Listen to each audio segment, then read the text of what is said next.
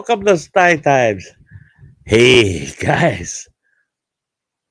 I hope you weren't waiting here since the last one. It's hard to believe. The last Sty Times that we did was April 28th. Can you believe that? Boy, it's been 6 months. It's been 6 long months. I part of me is amazed that it's been 6 months. I can't believe it's been that long. It's been that long. But another part of me was just starving to get back here and get back on a normal routine, a normal schedule, and get to see all of my great audience, my wonderful friends out there. I'm going to shout out real quick some of the folks that have been in the chat early. Kathy Kahan come in right away. She was the first one here. And yeah, Kathy's special. Kathy's special. She's always here for me. And then Lone Stars Savage showed up. That's great. That is awesome and crazy. And she says, "Hello, Speedy." Well, hello, sweetie. Plain old Chuck is here. Awesome. I'm not first, but I am early. LOL. Yes, you are, Chuck. Usually you show up at the end saying, "Well, I'm going to have to go back and watch this," you know. And there's Nimmy Pun. Hey, it's been a while, Nimmy. Been a while. The Lone Stars Lounge. Hey there. Kimberly Ferris. Hi, sweetie. Yes. Great to see all of you. It's great to see you all. Yeah. No surprise, all of my wonderful, great YouTube friends showing up. That's no surprise. It's a pleasant surprise, though, to see so many people. My gosh, Loopy, Lisa. Oh, sweetheart, it is so good to see you, girl. It is so good to see you. I don't know how and when or what the mechanics of it will be, but Lisa, you and I, we got to get on a chat together. Yeah. So we'll watch down the road, because me being able to get to you on panel or me getting on a panel with you, that would be a very pleasant surprise. Yes. That'd be one of life's better surprises. Yeah. Kayla Ferris. Yes. I'm so sorry I've been away. I'll explain all. That's all right, girl. I understand. Life has its way with us. Life has its way with us. And I never, ever expect somebody to apologize because they had to deal with life. I mean, I've been there. And yeah, and that falls in some of our, you know, if you're away because it's a pleasant surprise that took you away, that's one thing. But if it was an unpleasant surprise that kept you away from all your friends and the people you care about, then yeah. Yeah, I've missed you too, Lisa. Oh, yeah. Yes. Oh, I think so many times. I reminisce all the time. I go back, watch some of my old streams, and all the good times, all the good times. Oh my God. Yes. Yeah, tonight's topic, I mean, the life's surprises never end. They never end. I have to admit, you know, I'm not always right. Oh, excuse me, because once in a while I'll be dabbing the old schnoz. I've got a condition that's really weird, and I got to go through a bunch of tests in December to try to figure out and fix it. And I've got what they call what is it? It's hyper something or other saliva glands, where my saliva glands are constantly producing fluid, and that includes my sinuses. So I got a runny nose constantly, just kind of, it's like a leaky faucet. And same with my mouth. I mean, I used to drink fluids constantly to keep my mouth moist. Now it's the other way around. I'm trying to eat just plain old soda crackers, even just something to dry my mouth out. It's a nightmare. It's terrible. And I feel like a damn baby because now I sleep with a hand towel on the side of my face. I drool like a baby, for crying out loud. And I got tired of changing pillowcases every single morning, and that's a lot of pillowcases in a week to be washing. So I figure hand towels are smaller, they're easier to deal with. Change out the hand towel every morning, but I drool like a dang little kid sleeping, and I'm swallowing constantly because my saliva glands are just nuts. Yeah. The taking a quick look here. Yeah. The Loopy Lisa, always. She never wants to miss a single person. Lisa is so caring. She just,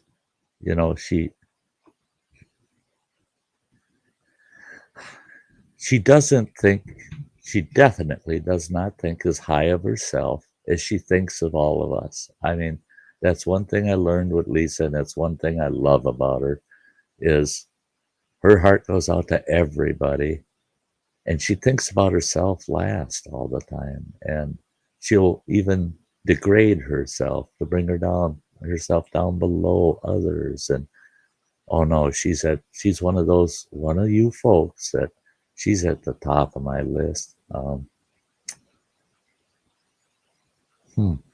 Anyway, life surprises never end. Hi, Mr. Fulton. Hello. The fact that life's surprises never end was lost on me for a very long time. I like I said, Sty can be wrong too. And I'm very guilty of telling people, oh man, at my age, nothing surprises me anymore. Yeah. I tell them, boy, it takes something major to surprise this old boy, I've been everywhere. I've seen everything. I've done it all. I've been there, done that. Oh, hell no. Oh, hell no. I regret ever taking that position that nothing surprises me. Well, I found out over the last 5 weeks, life will not let you get by without being surprised occasionally. And I think life in general would not be life as it is without surprises. Now, what kind of life surprises am I talking about? Well, first of all, there's two kinds of life surprises that we deal with. There's only two kinds. That's the pleasant surprise and the unpleasant surprise. There's only two kinds. Because it's not a surprise if it doesn't have an emotional impact on you, right? And what emotion does it impact? A pleasant emotion, or that felt good, or an unpleasant emotion? Man, that hurt. That hurt. There's only two kinds of surprises in life, and we all are subject to life's surprises. And I hear a lot of people say it, you know, nothing surprises me. I don't believe it anymore. I don't believe it anymore. I turned 65 in February. Now that's a surprise. Actually, a pleasant surprise. But it's a surprise. Because I never thought I'd make it to 60, let alone 65. So, but it's the kind of surprise you just don't really think about. But deep inside, oh yeah, I'm surprised. The I was worried people wouldn't know that. Oh yeah, sweetie, we love you. You know, and that's the thing is Lisa showing up for the show this evening is a very pleasant surprise. Very pleasant, and I'm taking advantage of that. I will remember this evening for quite a long time that I hadn't seen Lisa in so long, and then she popped into my show tonight, and that is such a pleasant surprise. And I'll explain later why I'm going to hang on to that pleasant surprise. But so let's talk about pleasant surprises first. There's a lot. I mean, there's so many pleasant surprises in our lives that we don't even give credit to. We don't pay attention to. Simple little things that we just go, oh, wow, yeah, oh, that's cool. That's a nice, pleasant little surprise. We should give it some credit. We should give it some attention that we were pleasantly surprised by something. Let people know. Oh, wow, that was nice. Boy, I was pleasantly surprised to hear that, or to see that, or to have that happen. It's important, and you'll see why as I go on with this. Unpleasant surprises. We tend to remember a lot of those. The pleasant surprises, yeah, they happen and off they go. Unpleasant surprises tend to stick with us. Now, I'll give you an example of a pleasant surprise that has stuck with me. Let's see. Here's one. I don't even remember my age at the time. I had been married at the time about 7 years, 6, 7 years. And all 4 of our children had been born by that time. They were all little ones. And I'm a person that through my whole life, come birthday time, I could care less about my birthday. I liked other people's birthdays. Heck, I'd pony up some cash to make sure they had a nice birthday.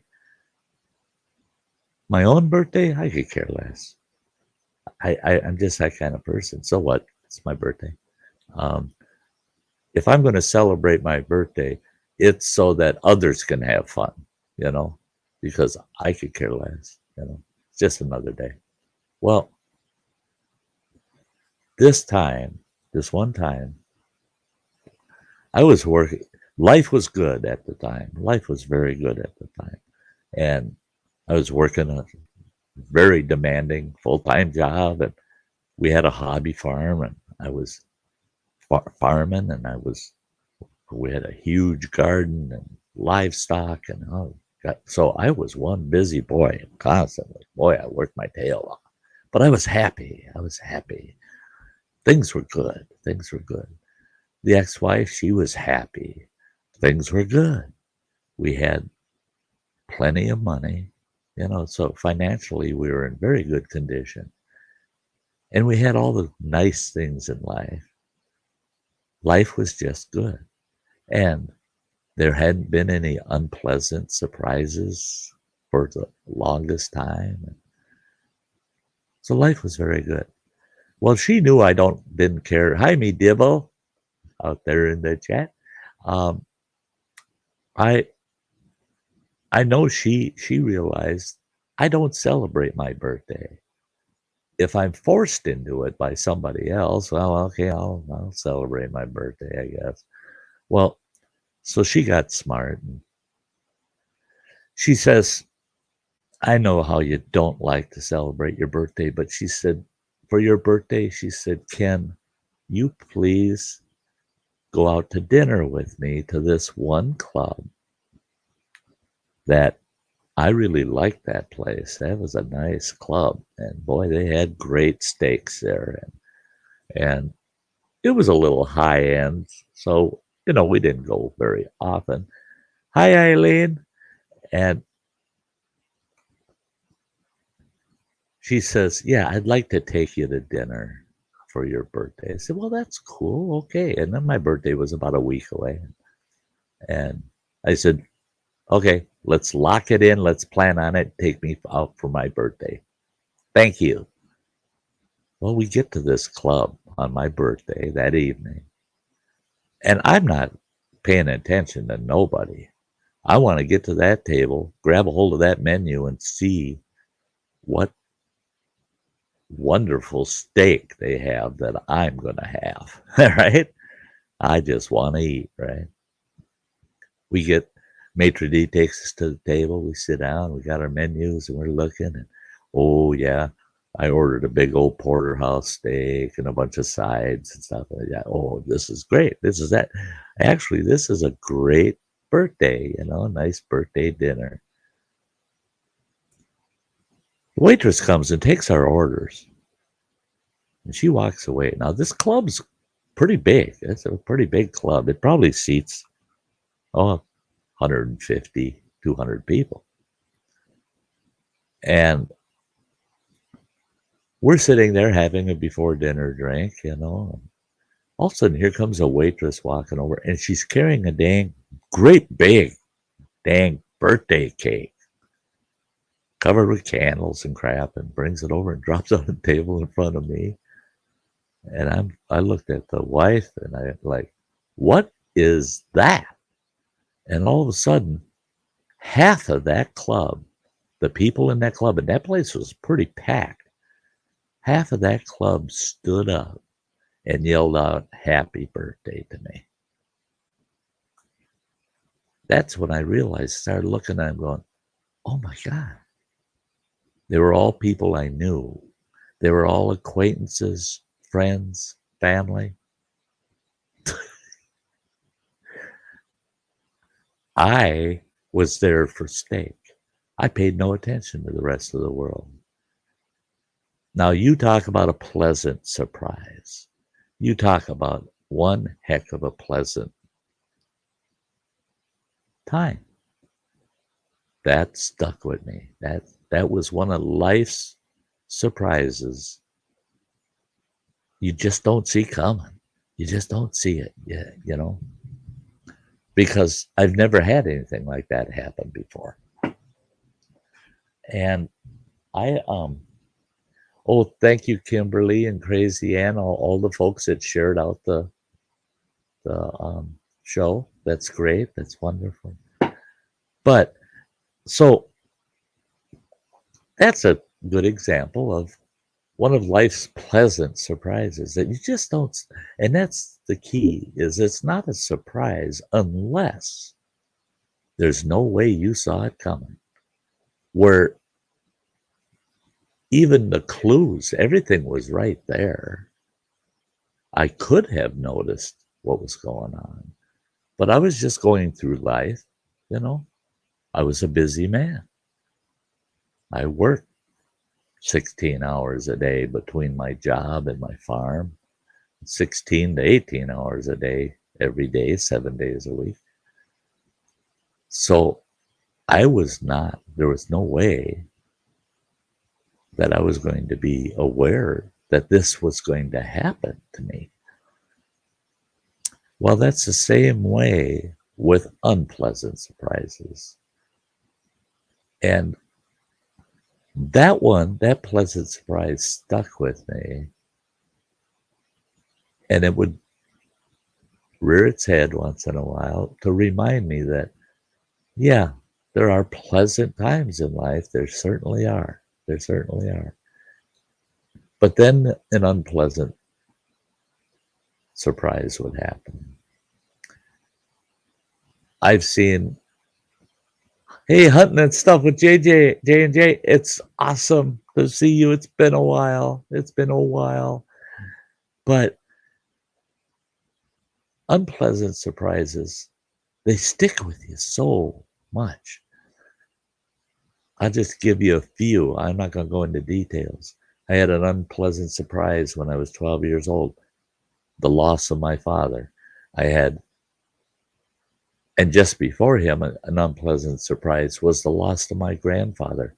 He wasn't ill at all. And then he became ill, and within days, he was gone. Literally within days. He was his same old self right up until just a few days before he was gone. What an unpleasant surprise that was. The loss of my father was an unpleasant surprise. I had a job that I just loved. I just loved that job. God, and I told myself, I'm going to do this the rest of my life. And the day came that the boss man showed up, told the whole crew, I hate to do this, boys, but your jobs are gone. I'm closing down the business, shutting down. You guys got 4 days of work left and then it's over, it's done. No warning. Nobody suspected that he was shutting down his business. That was a very unpleasant surprise. One of life's surprises. Because I call them life surprises because they have such an effect on your life, the quality of your life, maybe the direction of your life. It can be a maker or a breaker. It can make you successful in life. It can make you fail in life. One of life's surprises. And it's all, we cannot be prepared and plan for the surprise because we don't know what it is and we don't know when it's coming. The only thing we can prepare for is how will we deal with things that are pleasant versus things that are unpleasant, whatever they may be. That's all we can do is prepare ourselves for the impact of an unknown surprise. Now, this last 5 weeks, I've really learned that for every unpleasant surprise, I guarantee you, somewhere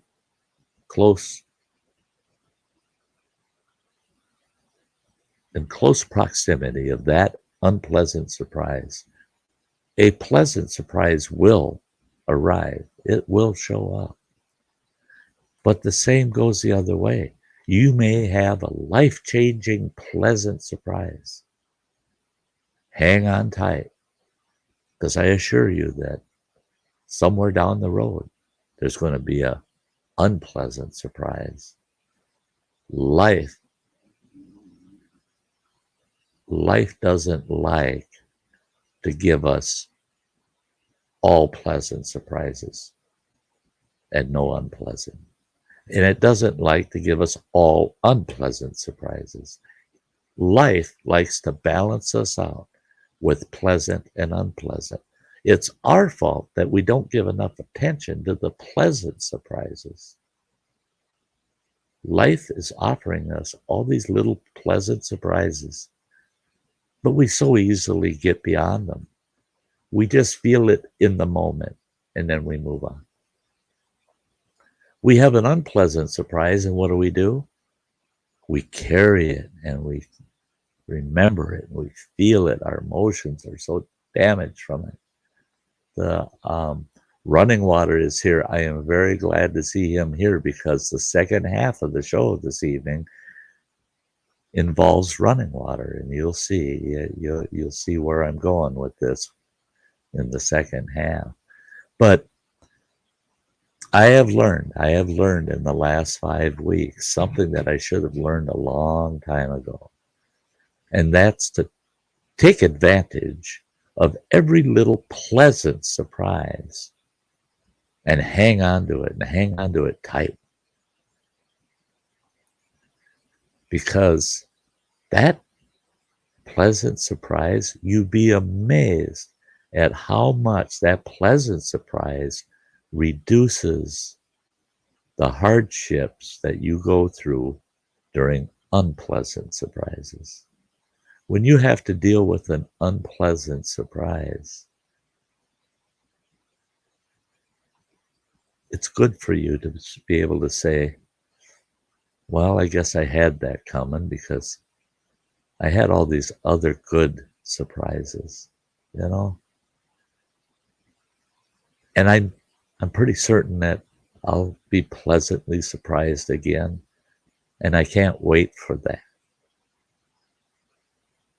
Concentrate on the pleasant surprises, and they help the unpleasant surprises soften themselves out so that you can bear them and get through them. People say, well, an unpleasant surprise that you can't change. It's got a permanent effect on you. You can't change it. Well, it might have a permanent effect on you. It may change your life. It might change your lifestyle or your means. You know, it might have that permanent effect. But those pleasant surprises, the small ones, they add up quite a bit. And you can find pleasant surprises after a non-pleasant surprise. So we need to be willing to put unpleasant surprises to rest by using our pleasant surprises, the memories of our pleasant surprises, as a tool to fight off all of those hard times, the surprises that just kick you down, you know. Let the small, pleasant surprises pick you up. Now, hey, bacon stuffed bacon, it is great to see it. Bacon stuffed bacon, right? Yeah, I got bacon on my mind.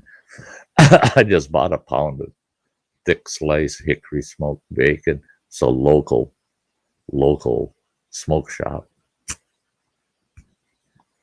I got a special recipe I want to use it in.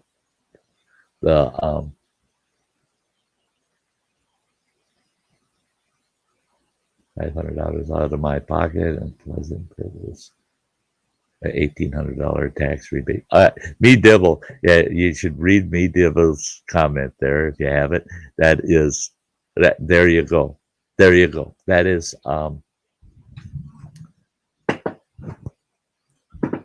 the way it works. That is the way it works. Now it doesn't always work in the same day like that. You know, it might happen in the same week, or it might be a month apart, those two pleasant and unpleasant surprises. And the problem is if the pleasant surprise happens before the unpleasant, it's too easy for us to forget that pleasant surprise and concentrate just on that unpleasant. That's why I say hang on to those pleasant surprises, because you'll need it to help soften those unpleasant surprises down the road.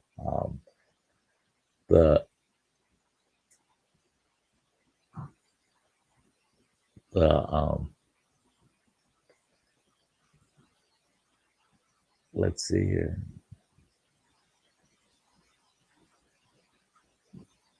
Yeah. You know, and that does it.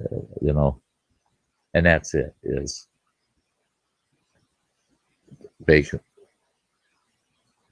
stuffed donut is explaining what we see a lot in society today.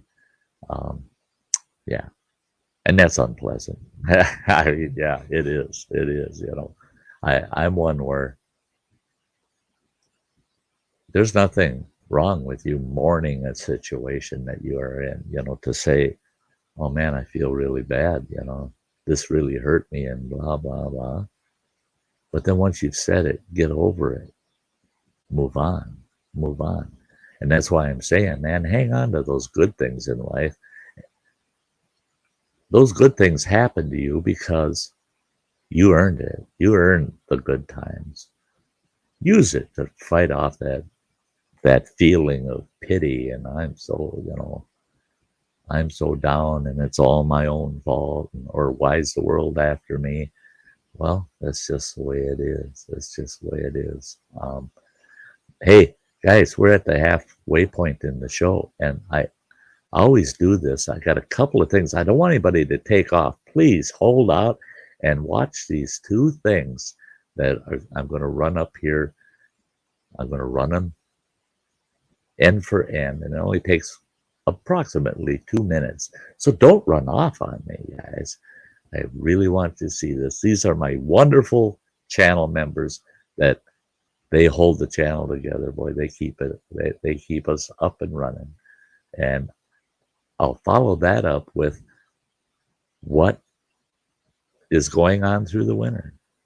What is my channel schedule this winter? And that's real short. So here we go, guys. I'll see you in just a couple of minutes.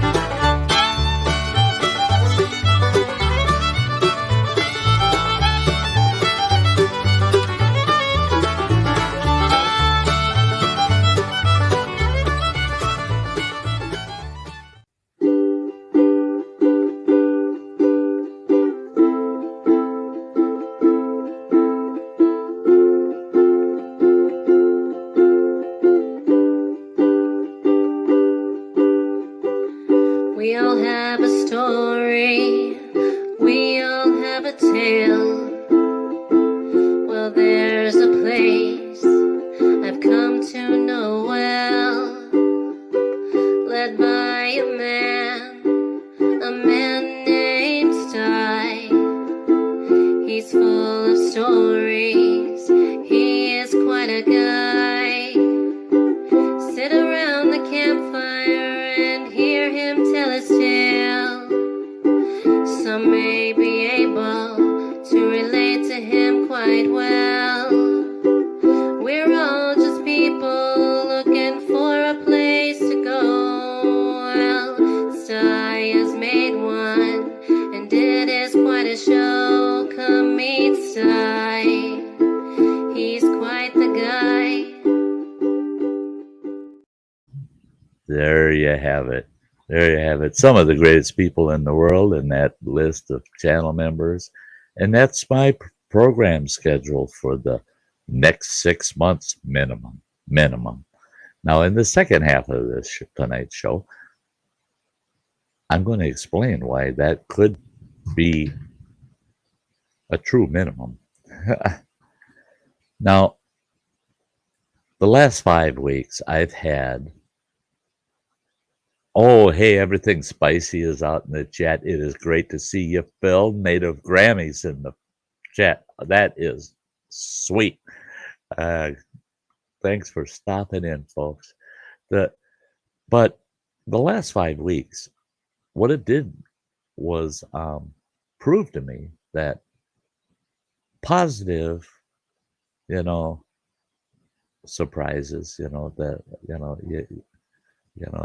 the pleasant surprise that you didn't see coming usually goes along with an unpleasant.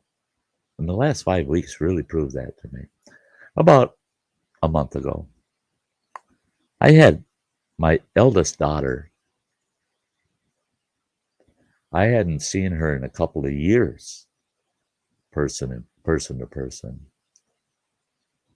And all of a sudden she texted me and said, "We're in your neck of the woods. Can we come and visit you?" Well, I was out at camp, hosting camp. And I said, "Well, yeah, sure." She says, "I only have two of the kids with me and, two of my grandkids." And I said, "Yeah, come on down." So she come to camp. And we're just chatting. Everybody's hugging, and we're so glad to see each other. It's been so long. And we sat outside. And we're sitting in camp. We're chatting. And I said,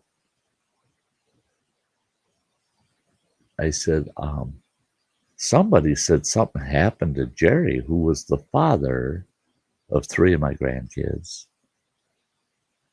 But I had heard that he wasn't well or something. And she goes, "Oh, yeah, he passed away." And I said, "Oh, my gosh. He's only 46 years old." No, he passed away. That was unpleasant, very unpleasant surprise.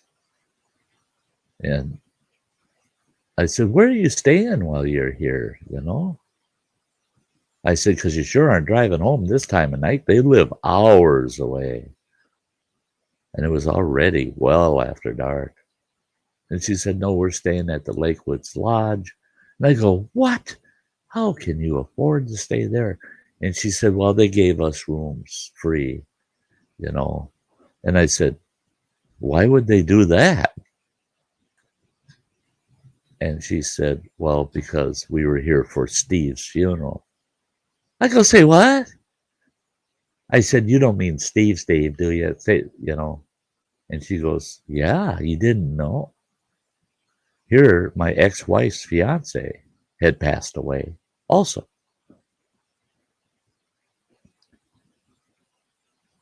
Another very unpleasant surprise, especially the conditions in which he passed away weren't, for him, that's a good way to go. I wouldn't mind going that way, but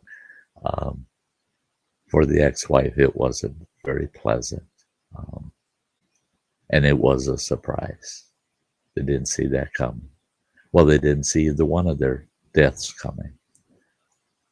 For me, it was all unpleasant surprise because I realized these two individuals had passed away, the funerals had been held, and then I was being informed of it.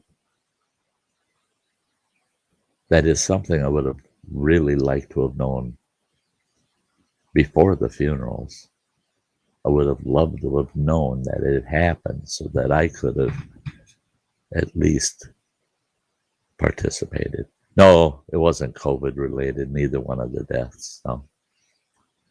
And the thing is I thought, yeah, you can't get much more of an unpleasant surprise than finding out somebody passed away. And then she said, "And you do know about Mom, don't you?" And I said, "What about your mother?"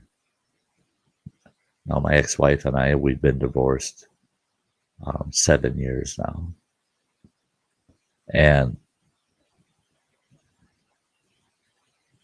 she says, "Well, Mom has been diagnosed with terminal lung and liver cancer. And she's got 6 to 10 months without treatment, 21 months maximum with treatment." I said, "How long have you known that?" Well, she got the final word like the day after her fiance died. I, eh, now, wait a minute. We're talking a week and a half ago. And so I get to hear about all three of these situations from one person. And you were talking to me like I knew all this. What's going on here? You know? Well, everybody thought somebody else had told you. So my one daughter thought for sure that my one son told me. My one son thought for sure the other son told me. My oldest girl thought for sure I was told 2 or 3 times by family members. I told them, I said, that's 4 unpleasant surprises right there, because the fourth one is being so surprised that everybody just assumed somebody else filled me in.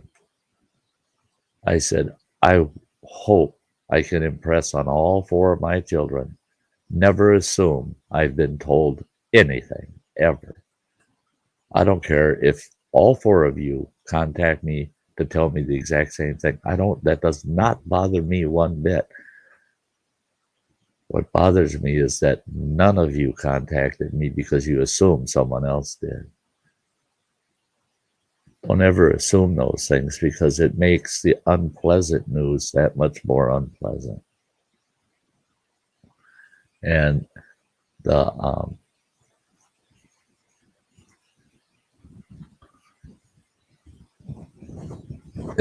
it's not good to that's right, assumptions can ruin relationships, and it's because you end up, and we become party to the whole problem, because what it does is it conditions us to then assume they're not going to keep me informed, and then they're wondering why you're not so open with them anymore. Well, it's because you don't share anything with me, so why should I share with you, right? Hey, Rattletrap, it's great to see you. Thanks for stopping in. So anyway, so I get all that unpleasant surprises, life's unpleasant surprises. But life goes on, like they say, right? So I'm thinking to myself, all right, I got to think about the fact that there is going to be some kind of pleasant surprise coming pretty quick here. Well, one pleasant surprise was as I got out of camp a little early. I didn't mind. I had done my 6 months. I was ready to come home, and I got to cut out of camp a few days early. And camp broke down, so it went so slick. Everything went great, and I didn't have any problems with my trailer. Now that all the gear broke down nicely and got put away, I got home safely and got my trailer parked in its spot over at Running Waters. And I was able to come home and say, whoa, I got through that without any unpleasant surprises. That's awesome. Sometimes no surprises at all is a surprise in itself. Well, then I get a call from my youngest boy, and we're chatting, and I said, hey, I'll come over and visit you. And, oh, thank you. Thank you, Phil. That is so kind of you, man. That is very kind of you. But so I go to visit my youngest boy, and a tiny bit of backstory. He lives with Running Water. Running Water owns a really nice kind of colonial looking type house. It's a nice large house. And Running Water drives over the road truck. He's only home like 4 times a year, and he's only home for 7 to 12 days, about that, each time he's home. So he's not home often. Now, a lot of people think that's crazy. Here he's got this big, beautiful home, nice piece of property here in town. It's only about 8 blocks from me where I live now. Why's he got that place? He's never there. You take all the days that he's home in a year, and he's in his own home for less than a month. But he's paying for that puppy every month. He pays the mortgage, he pays the utilities, he's paying all the bills, everything. But he's never there. He's a smart boy. He's a smart boy. He plans on retiring someday. And when he retires, his home will be paid for and waiting for him to spend his retirement with a nice home without any worries. So he's doing the right thing. But his brother had moved in with him because it was a great living situation where his younger brother did all the maintenance around the house, mowed the lawn, shoveled the snow, did the snow blowing. He took care of the place. He was there. In this day and age, we have a lot of house burglaries and the like, even in our community. You need somebody there. Well, I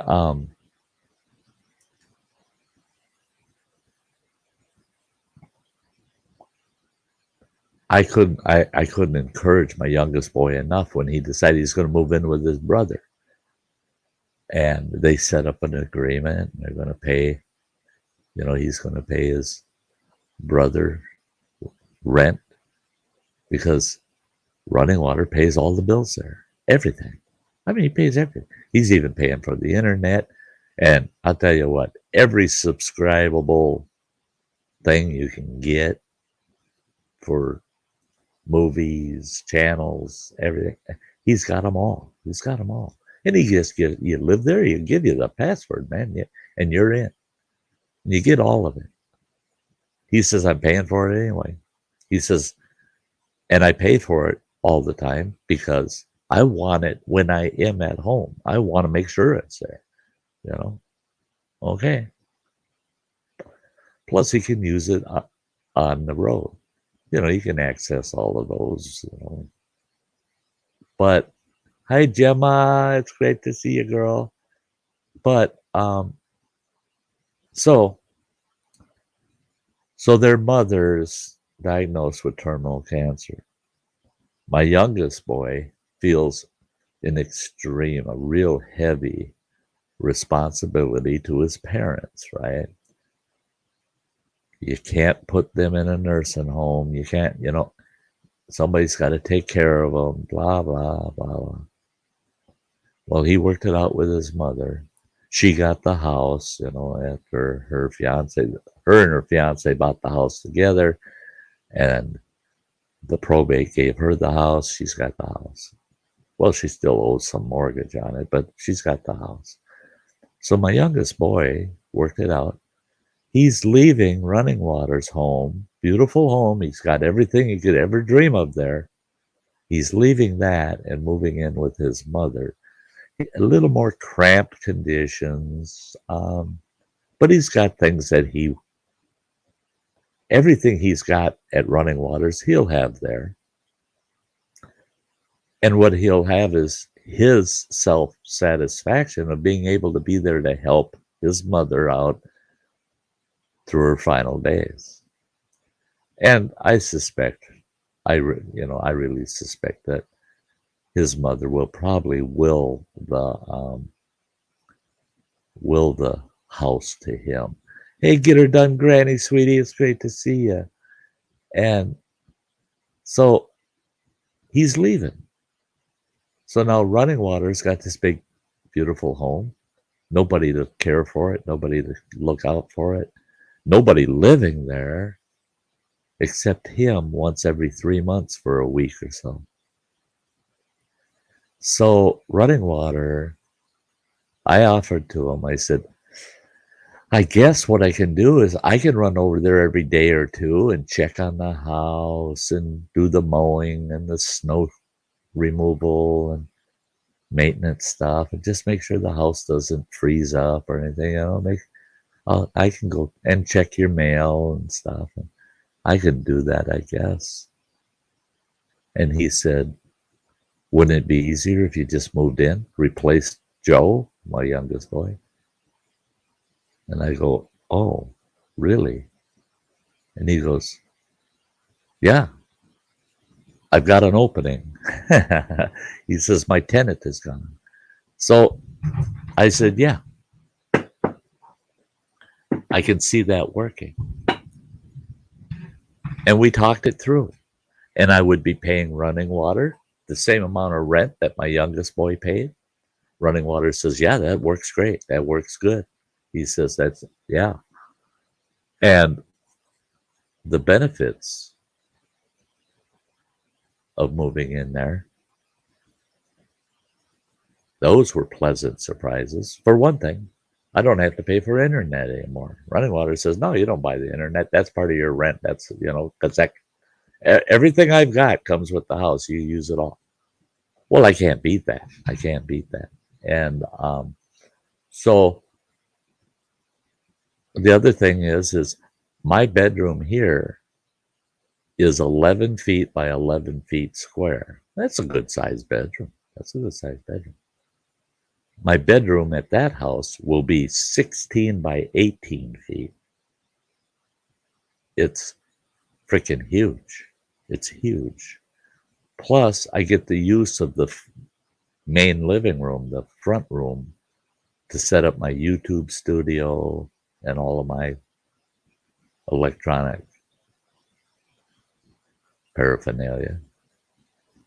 And I get to put my 65-inch TV in the main living room, which is in that design of that house would have been the formal dining room. It's a quite large room. And right now, the two boys each have large flat screen TVs on the wall, and the two of them are playing on their own TVs, playing games or watching movies and wearing headphones. So that's kind of like a shared common space, and that's the living room. Well, there's so much in the way of benefits to me moving there. I save money by actually living there, which makes my budget break even because now, starting in February, Social Security takes $150 out of my retirement for my Medicare. I'm going to save $125 moving into running water. So actually, my Medicare is only going to cost me $25. And I had planned on spending an extra $150 a week or a month out of my budget. Well, you talk about one heck of a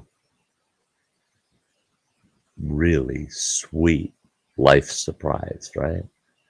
I get out of this restrictive, uncomfortable lifestyle I have in an apartment. I get by here. I get by here just fine. But is it comfortable? No. There it will be comfortable. Yes. So the plans are, depending, my youngest son plans on being out by the end of December. Well, running water says you move in after January 1st. I don't care. Whenever you want. So I said, I got to check into some things.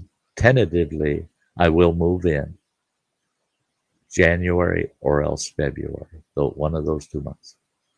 He says, okay, yeah, whenever you want. Yeah. I said, but the problem I'm going to have is getting there from here. So here comes the unpleasant surprise, right? I had myself so worked up with the pleasant surprise that this is life changing for me. That's where I'm going to be happy and live out the last days of my life. I'm going to die in that house. Running Water is good with it. He says, "Yeah, you die here. I don't have to haul your shit. It's already here." You know, and that's a relationship we have. You know, I go, "No kidding, ain't that sweet?" I mean, yeah, I can set the stuff I got for your brother off to one side, and you can tell him come and get that, but everything else just leave it where it is. You can't beat that. When I croak, it's all, yeah, the estate's already settled. Well, okay. So this very pleasant surprise and made me feel so good that at my age, something like that is going to work out so positively, right? Now, I'm glad I told him tentatively. Sounds really good, don't it? Sounds excellent. The reason I said tentatively is I didn't know how I was going to get my things from here to there. Running Water's not here. He's out on the road. He has to work. So he can't be home to help me move these things. I cannot move these things on my own. I'm sorry, but yeah, I'm old. I'm old. I'll admit it. I don't have the strength I used to have or the stamina. When I moved in here 3 years ago, I moved everything in alone except for 4 items. I had my youngest boy help me. Well, he won't be able to help me because he's going to be living 45 miles away from here, and he's working a full-time job with overtime. Plus, he's going to be there to take care of his mother. So he can't help me. Now, I searched around and tried to find somebody to help me here in this community. I've got a couch I want to get rid of. I offered 2 young fellas in their early 20s. They got a pickup truck, and all they do is hang around town, and you see them BSing. And all they do is sit around town and talk to their friends because neither one of them got work. I offered to those 2 fellas, you come haul this couch out for me, put it in your truck, drive 2 miles to the dump, and I'm going to give you $60. $10 of that is the fee that they charge at the dump to get rid of the couch, and you keep the $50. Not interested. I figured it out. My son and I, we went and picked that couch up 4 miles from here, picked it up, hauled it over here. We brought it up here, got it in the apartment, and he was done and on his way out of the door 45 minutes. So with those 2 fellas, 2 healthy fellas,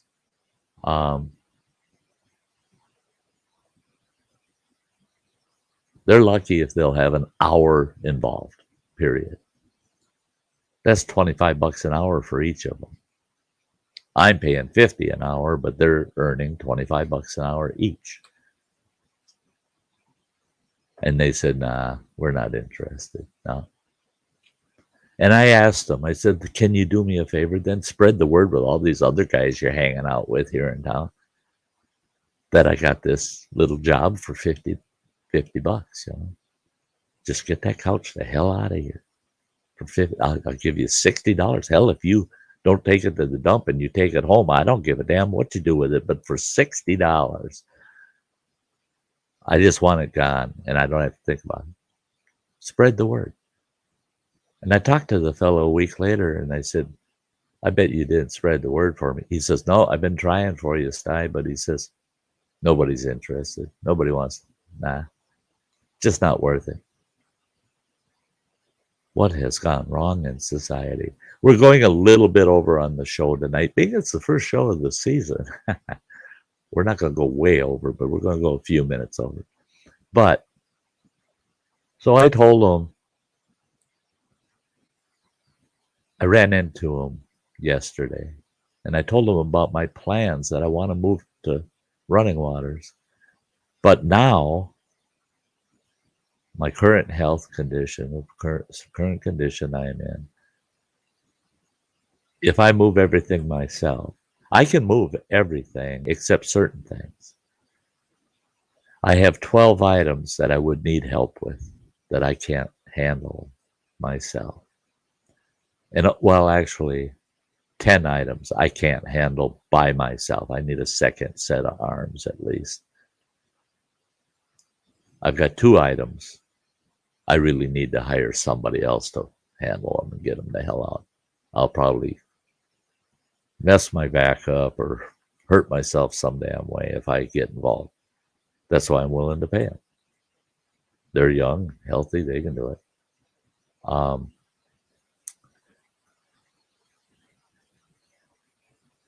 can't get anybody to do it. So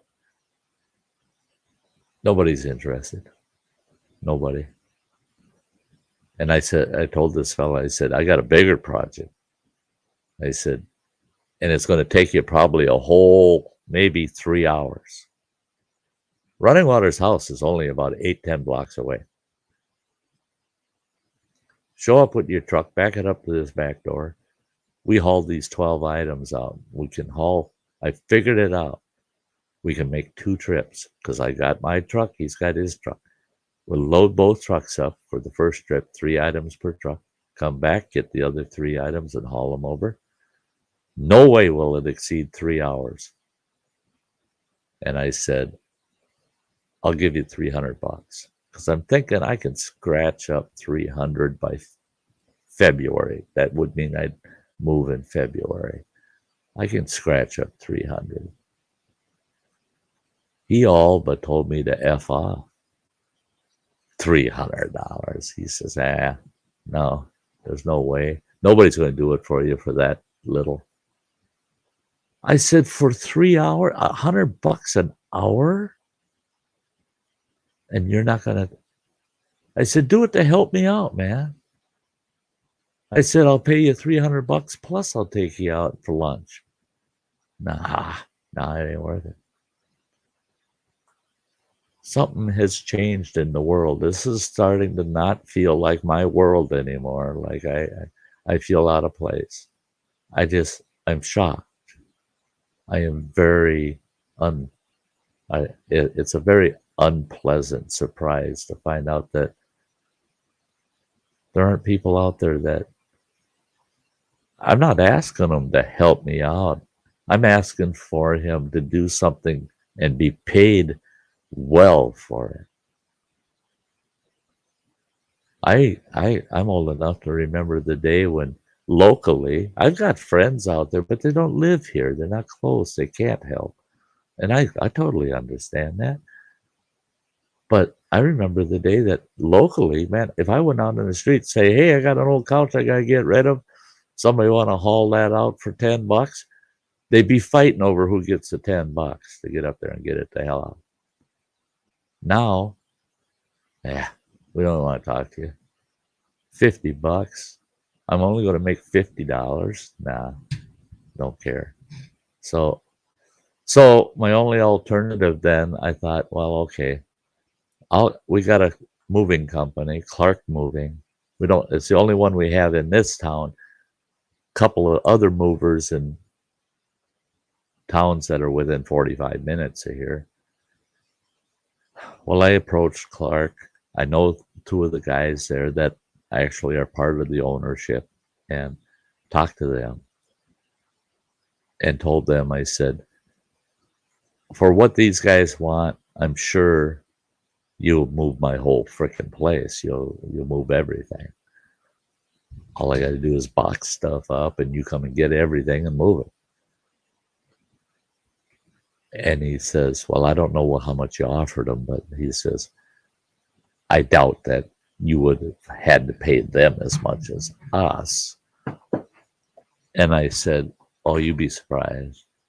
Because I'm thinking, for a moving company, they come in here and for about $400, they just load up. I mean, it's a 1-bedroom, 460 square foot apartment with not a lot in it. I figure about $400. and I big borrow and steal or whatever to get to that, so I can get moved out by February. I told him what I had,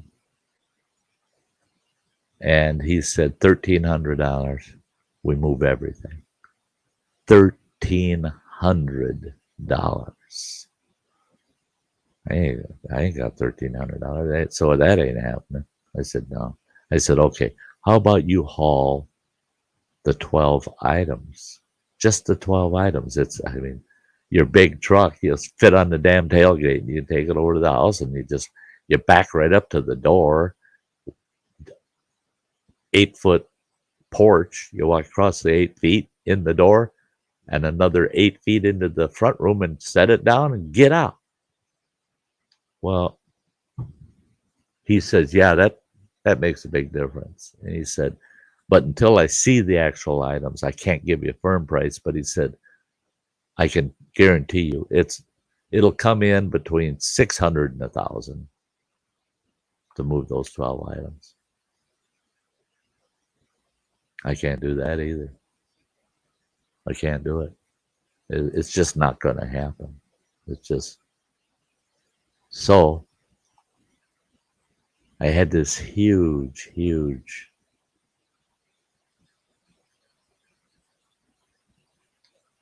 great surprise. My answers are right over there, 10 blocks away. And with it, for every good surprise comes a bad surprise. Yeah.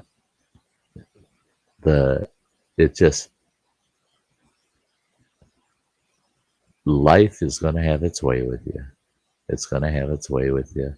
And so, oh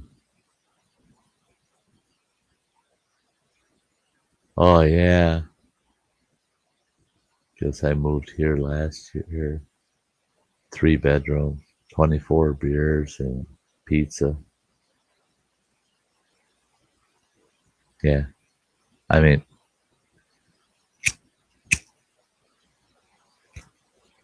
I understand it depends on the community and the mindsets of the community and stuff, but I didn't grow up that way. I never lived in a community I've lived in really crappy communities where they were just not good places. And that's what gave me faith in mankind, was even in those really crappy, nasty communities. Man, all I had to do is walk out the door and say, yo, anybody want to make $20? And I could get almost any job on the place done.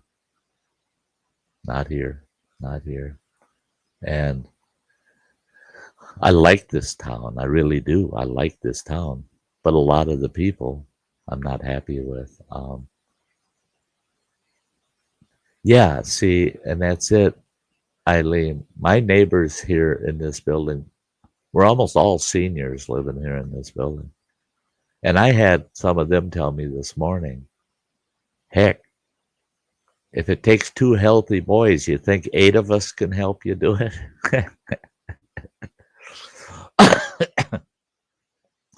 I don't want any of these old blue hairs carrying my stuff. They end up having a heart attack or stroke moving my shit. I don't want to have to live with that. But that's the good and bad of life's surprises. I don't know what it means.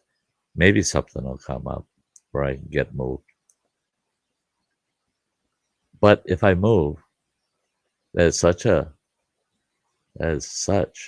pleasant surprise that if I get moved in, that's going to be one hell of a pleasant surprise. But then an unpleasantry comes with it. I won't be able to host full time at camp again next year if I get relocated into that house. I'll still camp a lot. I'll camp a lot. I just won't be the host because I have regular responsibilities and duties to take care of at home. But that's all right because I can still go camping, and I surely would. I surely would. Yeah, the blue-haired women are going to miss me. Good. I'm not telling them where I'm going either. That's another reason not to have any of them help me move stuff. Yeah, I don't want them showing up at the house. Uh, and that's it, Eileen. I know. Just my friends on YouTube. If we were all real close, I wouldn't even I wouldn't even be thinking about issues like this. We'd be bouncing back and forth, helping each other out, and but that's life. That's life, and with it, we move on the best we can. The best we can. So I want to thank everybody for showing up here this evening. We had a very good audience this evening. Great people out in the chat. It's been wonderful. I love it. That's what keeps me going. This keeps me going. And the Chuck would be willing to come up and be the boss on the job. Yeah. Well, you have to share that position with me there, Chuck. That's what I'm trying to work out is so I can be the supervisor, not the grunt, you know. Well, yeah, the timing doesn't work. He's going to be home over the Christmas holiday, which means he won't be back until March.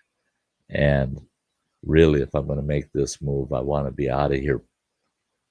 I do not want to pay for March here at this place. So,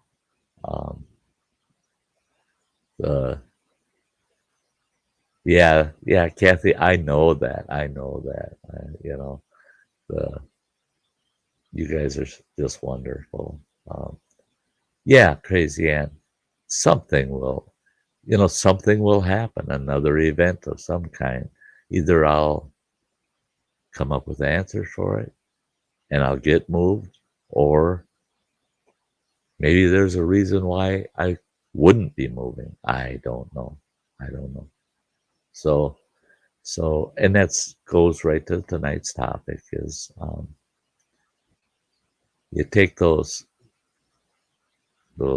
really good life surprises and offset the bad life surprises. And that's why I'm taking it. I'm going to not let anything, either which way, negatively affect me. I'm just not going to let it do it. I'll live through it.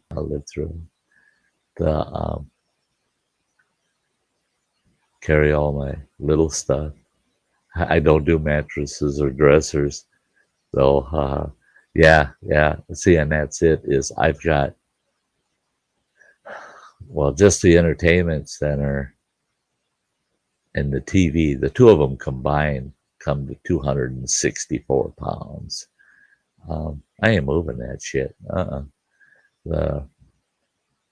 My one other TV, that thing weighs 48 pounds, just the television. That's a plasma. That's a heavy bugger. I've got an antique china cabinet. That one, you want two people on it, and no matter what, you want two people on it, and it's not that large. Looks like, oh, that'd be light as a feather. It's all oak, and it's oaken and walnut, the whole china cabinet. Very super heavy. And it's 150 years old. Last thing I want, actually, it's 170 years old. The last thing I want is that getting dinged up, On set a date, I'll arrange home time, rent a U-Haul, and help myself. Yeah, right, buddy. We will be talking a lot, running water, I'm not going to give up on the idea. I feel bad that I would be giving up on the camp hosting because it will disappoint a lot of people. They really want me back there badly. But I did it for 6 whole months. I did the best job I could do. And I'm actually thinking, just there's other things in my life that are kind of driving it, but I'm really thinking that I need to get settled at Running Waters, do the things there that I want to get done and help him out. And it helps me out. So at the same time, we're scratching each other's back. And then I want the freedom and the ability. And Running Water, I talked about it. I can work on my adventure trailer and tweak it out till it's just perfect. The perfect little camper. And I can just hook up, take off, and go do what I want. Go take a week or two and just spend it out there, whenever I want. And have the perfect camper for me. So a lot of times to have one thing, you have to give up another. And giving up hosting a campground may have to be one of the options. So, yeah, I know you guys. I know you would. At least Running Water will have someone to pick up Bean's crap piles. That I don't do. I don't do dog shit. I do just about anything in the house. Well, Running Water and I, after we had 8 hours, we talked about everything. But in that 8 hours, I would suspect Running Water probably agree that at least 5 hours of it was this topic. And what kind of effect is it going to have on him? Is it going to have on me? How are things going to go? And Running Water agreed that, yeah, his little brother isn't much of a housekeeper. He doesn't keep an organized or clean house, Well, not his house isn't unsanitary, but it's just a big clusterfuck, the whole house, because his brother's that way. In Running Water, he had said,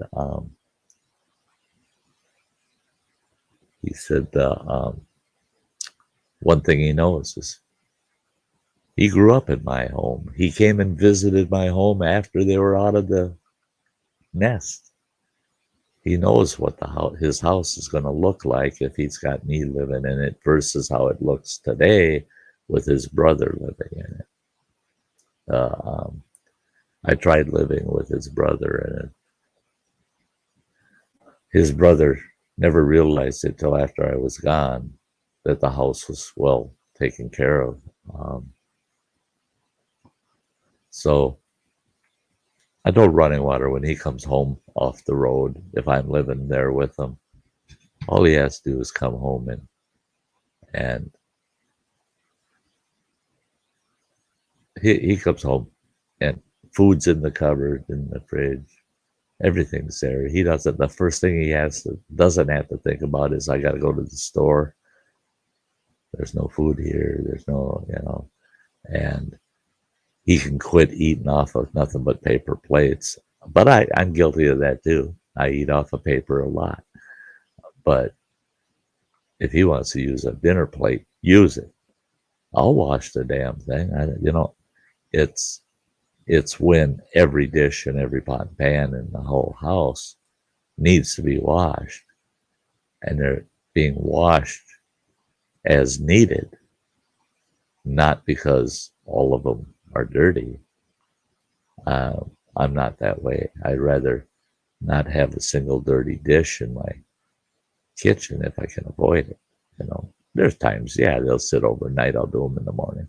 kind of thing, but not not for days. I don't leave things for days. Um, I think running water would appreciate having somebody there that can do that. And for me, it's a lot easier. I'm retired. I don't have a full time job and working overtime like his brother is, and yeah, there's reasons for everything. And running water and I talked through it so much that when I got up this morning, I thought that was a hell of a good conversation. 8 hours, over 8 hours with that boy on the phone. And we really, really, I believe the two of us are very, very compatible, very compatible. Um, yeah, running water's on the road. You have to say, not most of the time, all of the time. He's only home 4 times a year and never really home more than 2 weeks ever. So, you know, out of 12 months, he's only in the house for a month of it. And that's broke up into 4 visits. So, yeah. And I would be looking forward to when he'd be able to get home and get in the house and visit. And, that'd be, yeah, I think it's a good, healthy situation. And I can put a lot of things to rest if I'm there with him at his place. One thing I love is he's got a big wraparound outdoor porch on the front of his house and down the side of his house. It's so awesome. Man, I'll be sitting out on that porch in the evenings and yeah, I'll be loving it. And in the backyard, we're going to put together a nice fire pit. And yeah, it'll be really, really nice. Okay, Chuck. Yep. Thank you for being here, buddy. So, guys, we're going to wrap up the show more than 20 minutes later than usual.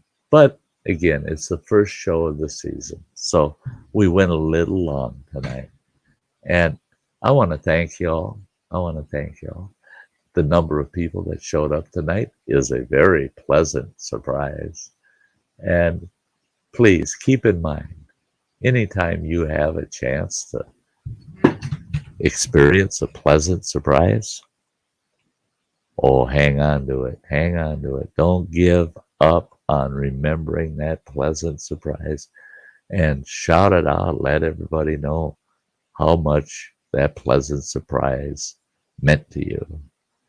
Because we get enough unpleasant surprises in life.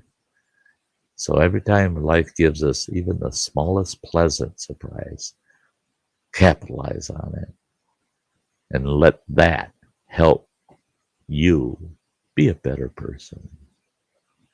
Right? Hey, thanks, guys. Again, thanks for being at Sty Times, and we will see you Wednesday night at 5 p.m.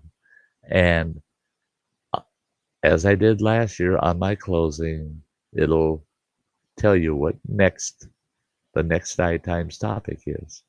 And until then, guys, stay safe. Love y'all. And I'll see you then. Bye-bye.